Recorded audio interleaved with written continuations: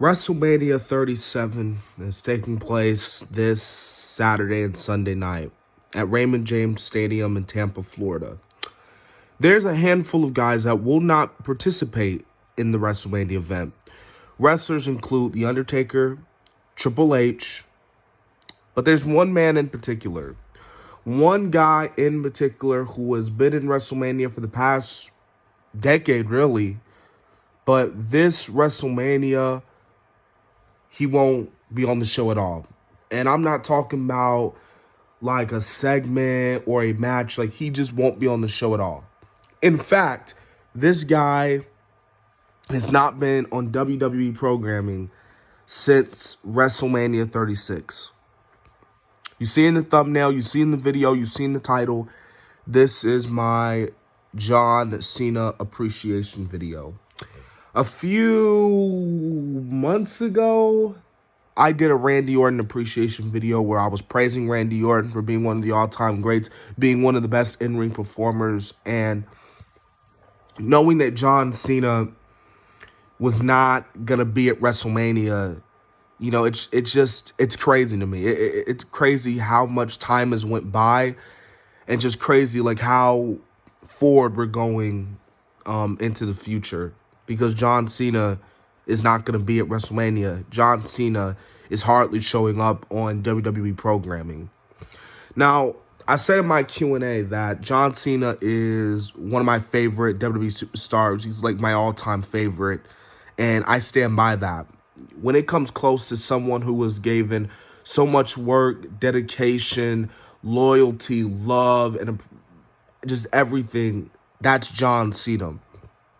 John Cena is the embodiment of hard work pays off, because that is what John Cena has been doing for the past 15, 16, 17 something years since he's been with the WWE. He has worked his ass off day in and day out. He was the hardest working man in the room. He was the first man to enter, last man to leave.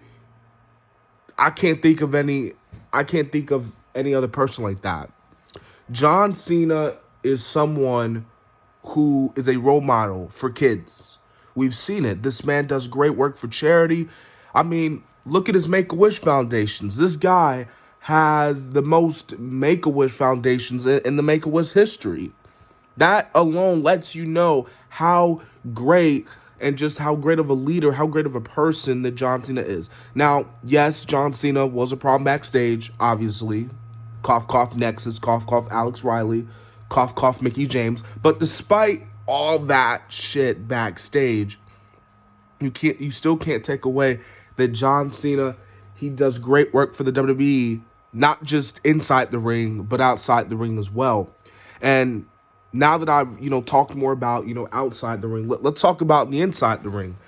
John Cena, for years, has been said that he couldn't wrestle. He was overrated. He had this 5 moves of doom shit. But really, John Cena actually had great matches over the years. And you know what? He wasn't carried by the likes of Punk or Styles and Daniel Bryan. John Cena showed that he could go. John Cena showed that when his back's against the wall and the spotlight's on him, that he could go. That's the reason why John Cena main evented WrestleMania after WrestleMania after WrestleMania. Because when the spotlight was on him, he didn't froze up. He didn't get all choked up, and he didn't cry or complain. He went out there and he was the best damn performer that he could be for the fans. And at the end of the day, that's what matters, the fans. I think back at John Cena, not just for being a great wrestler, but as a promo. John Cena is one of the best workers on the mic. Like, he's up there with The Rock and stuff like that. Yeah, I know a lot. There's gonna be people who say, "Oh, well, The Rock was better than Cena." But if you actually go back, and this is my personal opinion, during John Cena and The Rock's feud leading up to WrestleMania 28, I felt like that John Cena was better on the mic than The Rock was, because The Rock felt like he was just cutting some PG, nonsensical, lame, non-stick jokes. Like, that got old. Cena was just I felt like Cena was eating him alive. And that's why I feel like Cena should have went over at WrestleMania 28 and really could have turned heel. Missed opportunity for Cena to turn heel. And then you think about, what he did with the U.S. title. I mean, he took that U.S. title and he made it something. The U.S. Open Challenge. Yeah, I know Rusev should have took the win at Mania, but damn it, John Cena winning the U.S. Championship took the U.S. title to, new heights. Because of the U.S. title, we got great matches with the likes of Cesaro and Wade Barrett, Sami Zayn, Kevin Owens, just Seth Rollins, just etc. It's crazy. So there's going to be a point where John Cena won't be on WWE programming, that he will officially be retired.